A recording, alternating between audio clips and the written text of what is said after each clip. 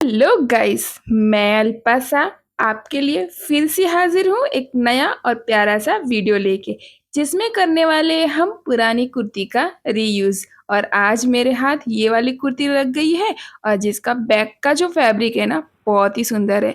और इसके अलावा घर में मैंने पुरानी शॉपिंग बैग इकट्ठा करके रखी थी, तो उसको ले लिया। और इस तरह से कुछ चौकस नाप से ये 2 पीस मैंने रेडी कर लिए।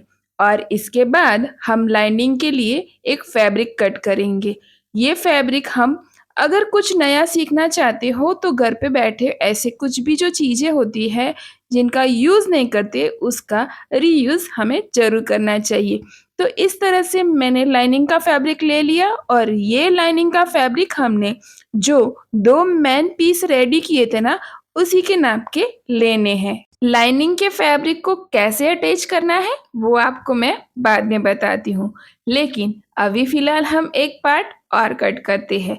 और ये है हमारे डीआईवाई का तीसरा पार्ट, जिसको हमने पहले 2 पार्ट रेडी किए थे ना, वैसे नीचे हमने पुरानी शॉपिंग बैग को अटैच किया है और ऊपर ये मेन फैब्रिक। और इसकी ये नाप मैं आपको यहाँ पे बता देती हूँ।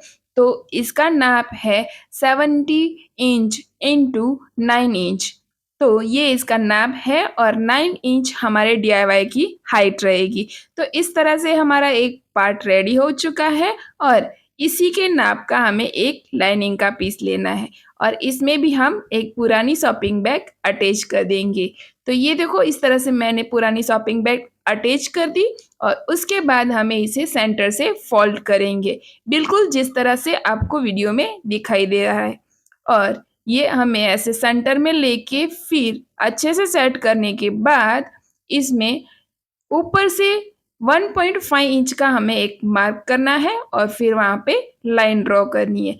तो 1.5 इंच का एक हमें यहाँ पे टिक करके वहाँ से लाइन ड्रॉ करनी है और लाइन ड्रॉ करने के बाद हमें इसे ऐसे फोल्ड में रखे हुए ही कट करना है। और कट करने के बाद हम एक पार्ट को सीधा रखेंगे और ज़िप को उल्टा रख के उस पे सिलाई करेंगे और फिर उसको प्रेस स्टिच कर देंगे। और इस तरह से एक पार्ट में हमारी ज़िप अटैच हो चुकी है और इसी तरह से हम दूसरे पार्ट में भी ज़िप अटैच करेंगे। तो मेन फैब्रिक सीधा और ज़िप उल्टी, और इस तरह से हमें इस पे भी प्रेस स्टिच करना है। और ये देखो, प्रेस स्टिच करने से ना ज़िप बिल्कुल ख़राब नहीं होती और अच्छे से सेट हो जाती है। तो यहाँ पे हमारे इस पार्ट में ज़िप लग चुकी है। तो ज़िप लगाने के बाद हमारा ये वाला पार्ट थोड़ा-सा बड़ा हो जाएगा और इसके बाद इसमें जो ज़िप अटैच की थी वहाँ पे हमें रनर ऐड करना है और अब इस पीस को हमारे जो तीसरा पीस रेडी किया ना, उसके साथ अटैच करना है।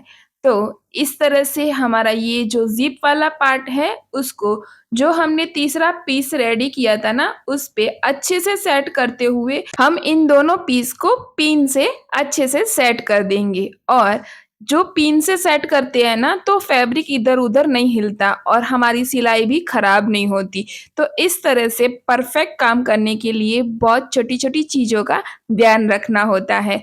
तो इस तरह से हम इस पे चारों तरफ सिलाई करते हैं और जब हमारी सिलाई हो जाए तो जो पिनें हमने यहाँ पे लगाई है उसको निकाल देनी है, वरना वो हाथ में चुभेगी। तो अब ये हमारा पीस अटैच हो चुका है और यहाँ पे एक हमारा पॉकेट बन के रेडी हो चुका है। और अब देखो, हम इसे ऐसे सीधा रखेंगे ना, तो तीनों तरफ थोड़ा-थोड़ा हिस्सा ज़्यादा है, तो उसको हम कैंची की मदद से कट कर देंगे और अच्छी सी फिनिशिंग इस पार्ट को देते हैं। तो इस तरह से हमारा ये तीसरा पार्ट रेडी हो चुका।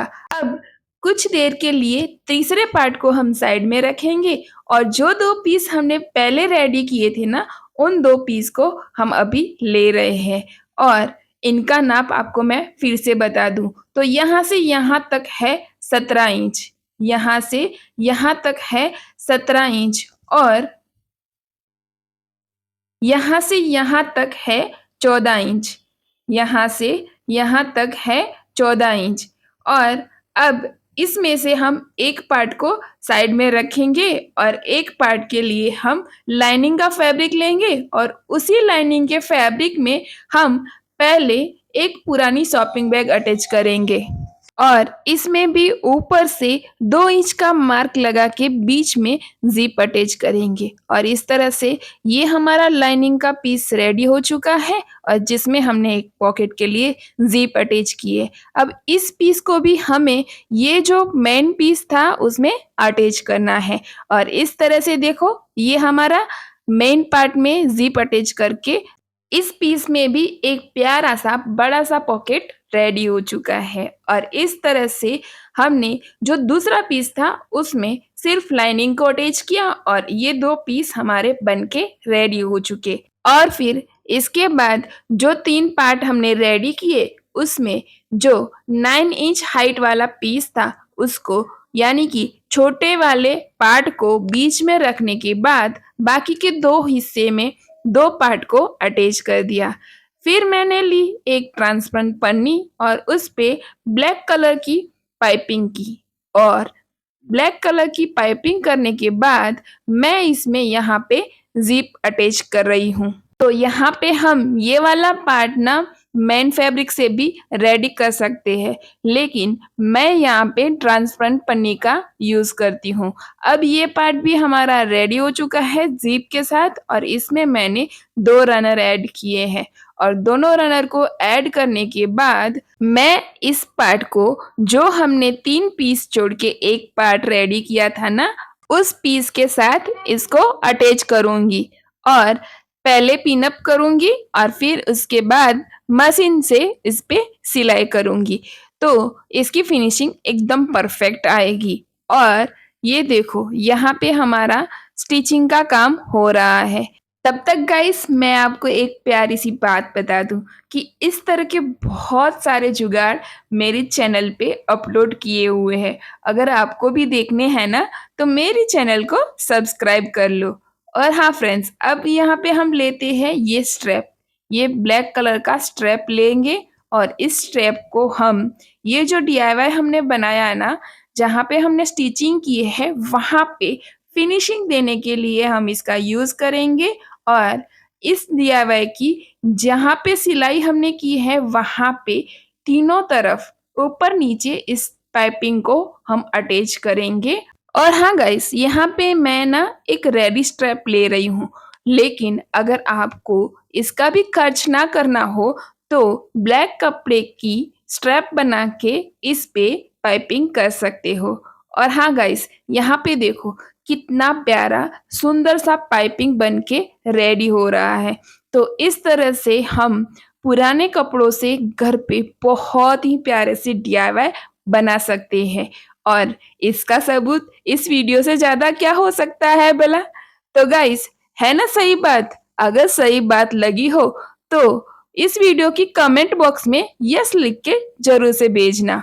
तो गाइस, यहाँ पे हम पूरे में पाइपिंग करते हैं और इसके बाद मैं इस डीआईवाई का पूरा लुक आपको बताऊंगी कि ये डीआईवाई बनके कितना सुंदर रेडी हुआ है। गाइस, कोई भी चीज बेकार नहीं होती अगर उसको रीयूज करना आता हो और इस डीआईवाई से बड़ा और सबूत क्या हो सकता है इसका भला।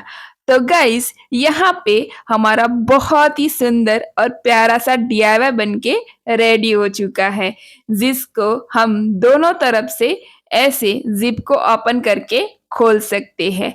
और ये देखो सामने की तरफ हमने एक बहुत ही प्यारा सा पॉकेट बनाया है। अब ये डीआईवाई मैंने किस पर्पज से बनाया है तो गाइस, इस डीआईवाई को हम अपना लहंगा चोली रखने के लिए यूज कर सकते हैं और जो सामने पॉकेट है ना वहाँ पे हम जो लहंगे की ज्वेलरी है उसको सेट कर सकते हैं और जो यहाँ पे हमने नीचे पॉकेट बनाया है वहाँ पे हम लहंगे का जो दुपट्टा होता है उसको सेट करके रख सकते हैं। और बीच वाला ये जो पार्ट है ट्रांसपेरेंट, इस बड़ी सी हाइट वाले पार्ट में हम लहंगे और ब्लाउज को सेट कर सकते हैं और इसको हमने ट्रांसपेरेंट बनाया है तो हमें अच्छे से पता भी चलेगा कि इसमें हम कौन सा लहंगा रखे हैं। तो गाइस, यहाँ पे भी हम एक जिप वाला पॉकेट बना सकते हैं अगर बनाना चाहे तो। और अगर इस DIY का दूसरा यूज आपको कहूँ तो जेंट्स इसमें अपने डॉक्यूमेंट्स रख सकते हैं और जो नीचे बड़ा पॉकेट है वहां पे अपने फाइल वगैरह भी रख सकते हैं और बीच वाले पार्ट में वो अपने कपड़े को भी सेट करके रख सकते हैं। इस तरह से सारी चीजें इस DIY में ऑर्गेनाइज करके रख सकते हैं। तो गाइस अब मैं आपको बताती हूँ इसका फाइनल रेडी नाप।